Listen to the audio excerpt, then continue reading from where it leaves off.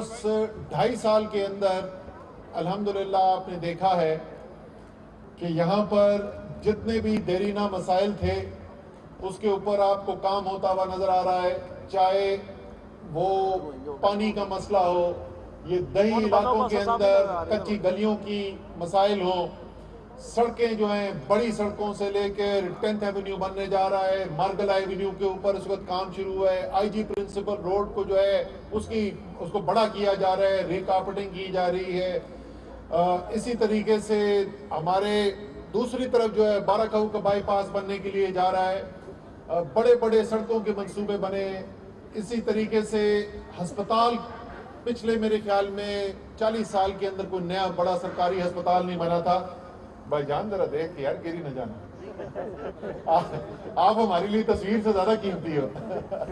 تو اس وقت اسلام آباد کے اندر 3 بڑے سرکاری ہسپتال بننے کو جا رہے ہیں جی۔ ایک تو راجہ خرم کے حلقے کے اندر شیخ زید ہسپتال جو ہے ادھر بن رہا ہے، پمس کے اندر پورا ایک نیا ٹاور کھڑا ہونے جا رہا ہے، اربوں روپے کا وہ منصوبہ ہے۔ پولی کلینک ایکسپینشن جو G11 کے اندر اس کی گراؤنڈ بریکنگ ہونے والی ہے۔ تو 3 نئے بڑے ہسپتال بننے جا رہے ہیں جن کے اوپر کام شروع ہو رہا ہے۔ اسی طریقے سے ہمارے حلقے کے اندر جو ہے میرے خیال میں 15 سال کے اندر کوئی نیا کالج نہیں بنا تھا، کوئی سرکاری کالج نہیں بنا تھا۔ ہمارے G13 G14 کے اندر 1 نہیں 2 نہیں 3 نہیں 4 نئے کالجز جو ہیں اس کے اوپر اس وقت کام جاری ہے، اور 2022 کے اندر وہ تمام کالجز جو ہیں وہ کام کرنا شروع کر دیں گے اور ہمارے بچے ادھر تعلیم حاصل کرنا شروع کر دیں گے۔ اسی طریقے سے ہمارا حلقہ جو ہے یہ NH51 کے اندر 8 دیہی یونین کانسل ہیں۔ ان 8 دیہی یونین کانسل میں صرف 1 یونین کانسل ایسی تھی انشاءاللہ دیتا جہاں پہ ایک بنیادی صحت کا مرکز تھا اور اس کے اندر بھی کوئی نہ ہونے والی سہولتیں موجود تھی۔ اس وقت الحمدللہ 4 بنیادی صحت کے مراکز کے اوپر کام شروع ہو چکا ہے، اور 2 اور جس کے اندر جنگی صحتہ بھی شامل ہے۔ اسی مہینے انشاءاللہ جو مارچ کا مہینہ آ رہا ہے اس کے اندر اس کی گراؤنڈ بریکنگ ہو جائے گی اور وہاں پر کام شروع ہو جائے گا۔ سرائے خربوزہ کی گراؤنڈ بریکنگ آج صبح ہم کر کے آ رہے ہیں۔ تو پورا صحت کا نظام جو ہے وہ مکمل طور پر تبدیل ہونے جا رہا ہے۔ یہ اسلام آباد کے اندر جو کام ہوتے دیکھ رہے ہیں اس کے اوپر تو ہم نے پہلے بھی بات کی ہے، انشاءاللہ تعالیٰ دوبارہ بات کریں گے۔ عامر مغل کا شکریہ کہ انہوں نے یہ جلسہ کا اہتمام کیا۔ ان تمام چیزوں کا شکریہ ادا کرنے کے لیے عمران خان کا، وزیر اعظم کا، کہ جنہوں نے اسلام آباد میں ترقیاتی کام کرنے کے لیے فنڈز کی منظوری دی۔ لیکن 1-2 اور چیزیں ہیں جن کے اوپر میں آج آپ سے بات کرنا چاہتا ہوں۔ جو قومیں ہوتی ہیں زندہ قومیں، ان کے لیے سڑک، پانی، بجلی اور پل بھی ضروری ہوتے ہیں، لیکن قومیں صرف ان سڑکوں اور پلوں اور برجز سے نہیں بنتی ہیں۔ قومیں جو ہیں وہ کردار سے بنتی ہیں، قومیں جو ہیں وہ کسی نظریے کے اوپر بنتی ہیں۔ ایک محمد علی جناح جس کے پاس نہ کوئی فوج نہ اس کے پاس کوئی لشکر، وہ ایک نظریہ لے کر چلا اور وہ قائد اعظم بن گیا اور اس نے دنیا کا سب سے بڑا مسلمانوں کا ملک بنا لیا۔ یہ ہوتی ہے قوم بننے سے کی جو طاقت ہوتی ہے، اور اس سے کتنے بڑے بڑے کام پھر اللہ تعالیٰ آپ کے نصیب میں ڈالتا ہے۔ ہماری قوم جو اتنی لوگوں کی امیدوں سے بڑی، آپ کے میرے آباء و اجداد کی قربانیوں سے بنی، بدقسمتی سے یہاں پر صورتحال ایسی شروع ہوئی کہ حکمران ہمارے ایسے آئے جنہوں نے قوم کی نہیں اپنی ذات کی سیاست کی۔ جب وہ بڑے بڑے عالمی طاقتوں کے سامنے بیٹھتے تھے تو وہ قوم کے لیے کچھ نہیں مانگتے تھے، وہ اپنی ذات کے لیے مانگتے تھے۔ اور اکثر تو ان میں سے ایسے تھے جن کی چوری کی دولت جو ہے وہ انہی بیرونی ملکوں میں رکھی ہوتی تھی۔ تو کیا وہ قوم کی کسی کے سامنے بات کرتے؟ کس خودداری کے ساتھ وہ اپنے قوم کا مقدمہ لڑ سکتے تھے؟ اور یہ صرف ایک انا کی بات نہیں ہوتی ہے کہ انسان کی جب بات کی جاتی ہے تو یہ کہا جا سکتا ہے کہ یہ اس کی اپنی انا کی بات ہے، لیکن قوم میں جب خودداری ختم ہو جاتی ہے تو دنیا میں اس قوم کے لیے عزت بھی ختم ہو جاتی ہے، اور اس کی ہر چیز کے اوپر اس کا اثر پڑتا ہے، چاہے وہ اس کا کاروبار ہو، معیشت ہو، لوگوں نے باہر سے سرمایہ کاری کرنی ہو۔ جس قوم کی عزت کوئی نہیں ہے، جس قوم کو لوگ دیکھ کر عزت کی نگاہ سے نہیں دیکھتے، وہاں پر کسی نے کیا جا کے کام کرنا ہے؟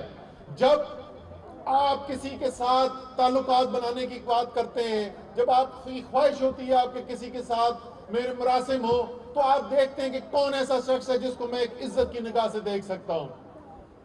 بدقسمتی سے جیسے میں نے کہا دہائیاں ایسی آئیں، اور یہ اب تو چھپی بھی باتیں نہیں ہیں، کتابیں چھپ چکی ہیں کہ کس طریقے سے پاکستان کے لیڈروں نے پاکستان کو بیچا، پاکستان کے لوگوں کو کی جانیں ختم کروائیں، اپنے اقتدار کو بچانے کے لیے کس طریقے سے سر جھکا کے دنیا کے لیڈروں کے سامنے کھڑے ہوئے۔ الحمدللہ آپ پچھلے 3 ساڑھے 3 سال سے ایک نیا پاکستان دیکھتے ہوئے نظر آ رہا ہے انشاءاللہ۔ اور یہ کیوں نظر آ رہا ہے آپ کو؟ یہ پاکستان کی عزت اس وقت کیوں ہو رہی ہے؟ ہمیں تو یہ بتایا گیا تھا، ابھی عامر مغل نے اپنی تقریر کے اندر ذکر کیا کہ ڈو مور کا مطالبہ ہوتا ہے۔ عامر مغل بھول گئے کہ یہ ڈو مور کا مطالبہ جو ہے یہ پرانے پاکستان میں نہیں کر رہے، یہ ڈو مور کا مطالبہ نئے پاکستان میں کر رہے ہیں۔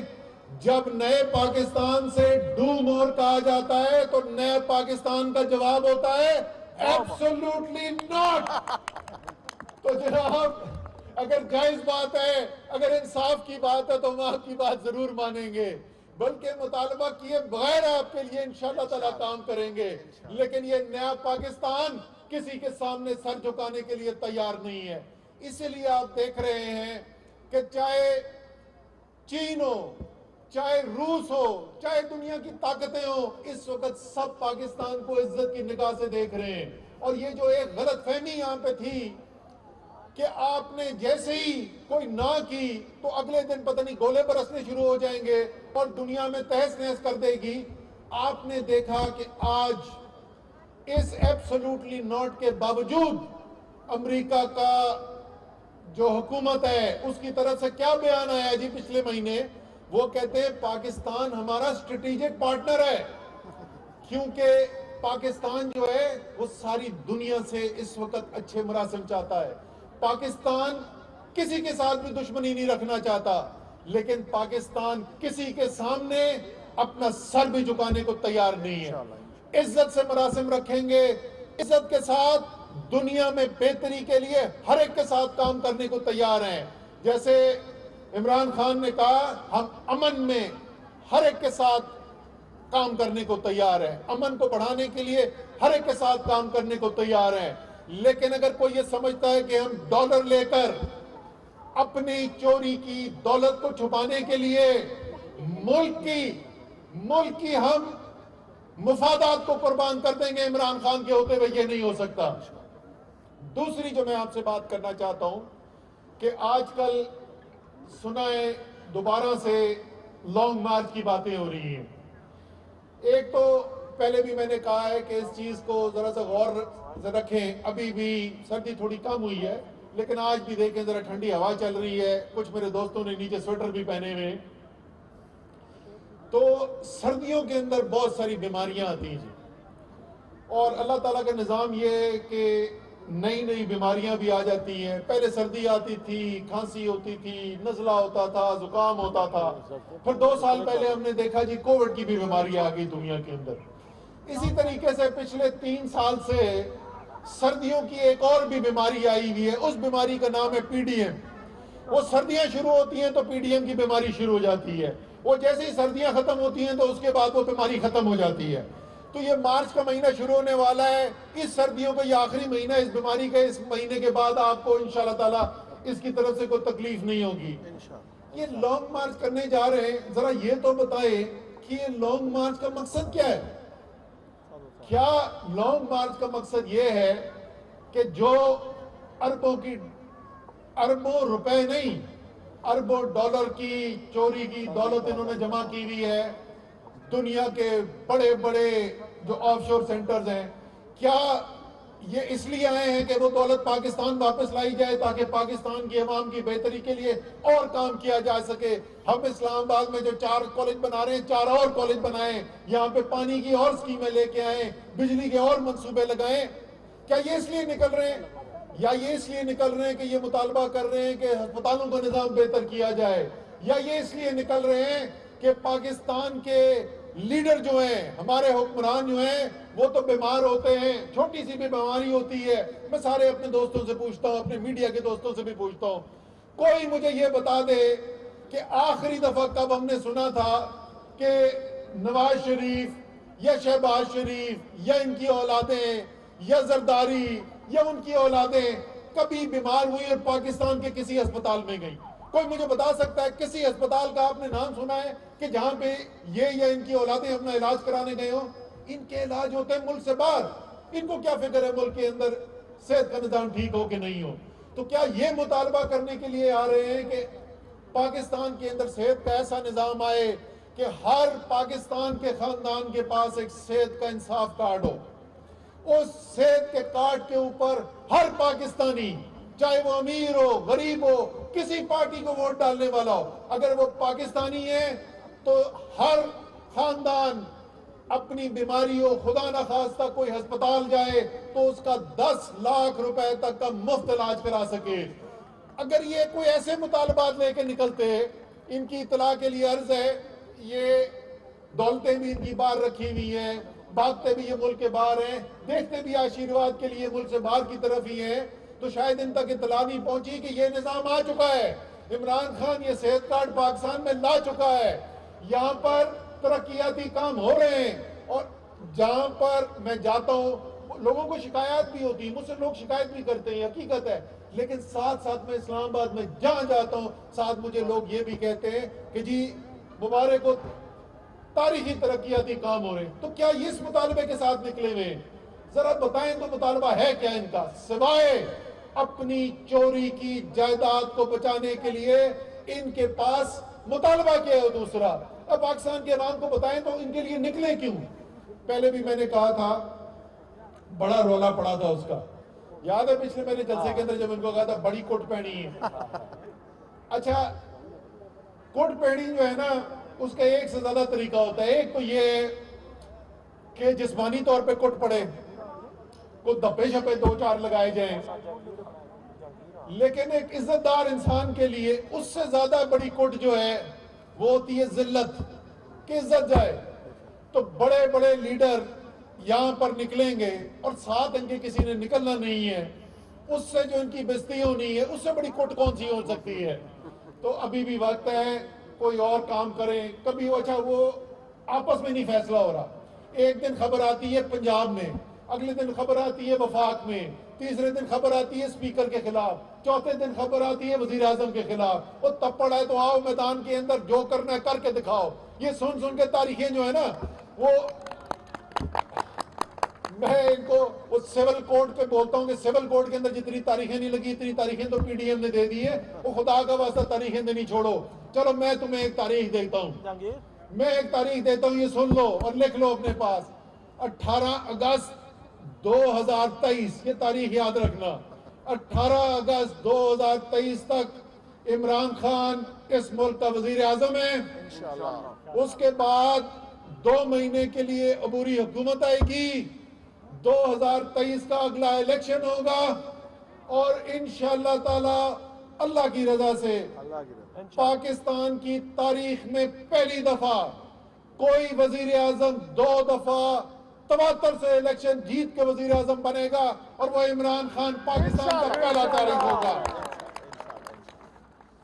تو ان کی باتوں کو چھوڑے, کام کریں. اچھا یہ بتائیں کہ یہ جو اتنے بڑے بڑے دعوے کر رہے ہیں اور پتہ نہیں ادب اعتماد, آپ کے خیال میں عمران خان کیا کر رہے ہوں گے؟ ان کو کتنا سنجیدہ لے رہے ہوں گے؟ عمران خان نے جناب, ہمیں بھی روس گئے, اگلے دن واپس آنا تھا, تو وزیر اعظم کہتے ہیں کہ یہ نہیں, ہم اگلے دن اگر فلائٹ پکڑ کے آئیں گے تو وہ تو 5 گھنٹے کی فلائٹ ہے, تو 5 گھنٹے ہمارے برباد ہوں گے, تو ہم اگلے دن کیوں واپس جا رہے ہیں؟ لو جی, ہم رات کو فلائٹ ہماری ماسکو سے ٹیک آف کی, صبح 4 بجے ہم یہاں پہ پہنچے, 5 بجے ہم گھر پہنچے, اور جمعے کی صبح کو 5 بجے گھر پہنچے، جمعے کی دوپہر کو وزیر اعظم کے پاس میٹنگ دوبارہ شروع تھی۔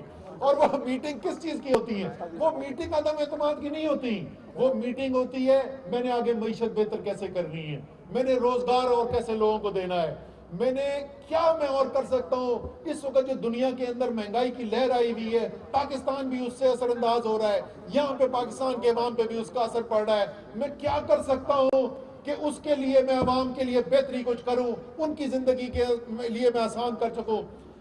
جیسے میں نے کہا کہ صبح 5 بجے روس سے واپس پہنچے، دوپہر کو دوبارہ میٹنگ شروع ہو چکی تھی، ہفتے کو کام ہو رہا ہے، اتوار کو کام ہو رہا ہے، پیر کا انتظار کرنا، وزیر اعظم کے خطاب کا انتظار کرنا۔ یاد رکھنا جو میں نے باتیں بتائی تھی، آپ کو پتہ چلے گا کہ آپ کا وزیر اعظم ساری رات جاگ کر جو پاکستان واپس آیا، سارے چھٹی والے دن ہفتے اتوار کو بیٹھ کے جو کام کیا، اس وزیر اعظم وہ کس چیز کے اوپر کام کر رہا تھا؟ انشاءاللہ تعالیٰ پیر کو جب خطاب کرے گا تو آپ بھی خوش ہوں گے اور آپ کو بھی یقین آئے گا کہ واقعی ایک سچا مخلص، ایک سچا محب وطن، ایک ایسا لیڈر جو اپنے عوام کا درد رکھتا ہے، صرف اپنے عوام کے لیے کام کر رہا ہے۔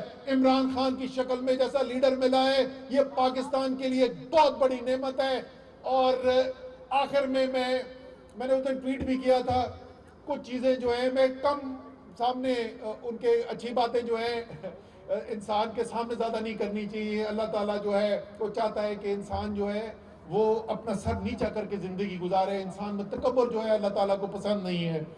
لیکن میں آپ کو ایک بات بتاؤں کہ جس طرح کے فیصلے عمران خان نے کیے، اور آخر میں آپ کو یہ بات کہہ کے جا رہا ہوں کہ پچھلے ساڑھے تین سال ہو گئے وزیر اعظم دیکھتے ہوئے، بڑے بڑے میں نے مشکل وقت دیکھے ہیں۔ جس وقت بھارت نے حملہ کرنے کی کوشش کی پاکستان کے اوپر، میں نے وہ وقت بھی دیکھا، اور میں نے دیکھا کہ کس طریقے سے ہمارا وزیر اعظم اس وقت کس دلیری سے اس نے فیصلے کیے اس دن پہ۔ ہم نے اس وقت بھی دیکھا ہے کہ جس وقت لوگوں کو لگتا تھا کہ مشکل حالات کھڑے ہو گئے، ایسے فیصلے کرنے پڑے جہاں سے ذرا سا اس طرف بھی جائیں تو نقصان ہے، اس طرف بھی جائیں تو نقصان ہے، اس کے باوجود کس طریقے سے میدان کے کھڑے ہو کے اس نے ایسے فیصلے کیے کہ پوری پاکستانی قوم نہیں، پورے مسلمان دنیا کو فخر ہے۔ اور کیسے مسلمان دنیا اس کو فخر کرتی ہے، میں آپ کو چھوٹا سا واقعہ سناتا ہوں۔ ابھی ماسکو میں چیچنیا کے صدر جو ہیں جی رمضان کریموف، وہ ملنے کے لیے آئے، خاص انہوں نے خواہش کا اظہار کیا، ماسکو فلائی کر کے آئے، انہوں نے کہا جی وزیر اعظم سے درخواست کی کہ وزیر اعظم سے ملاقات کرنا چاہتے ہیں۔ ہماری ان کے ساتھ ملاقات ہوئی جی، اور آپ سنیں کہ چیچنیا کا وزیر اعظم عمران خان کو کیا کہہ رہا ہے۔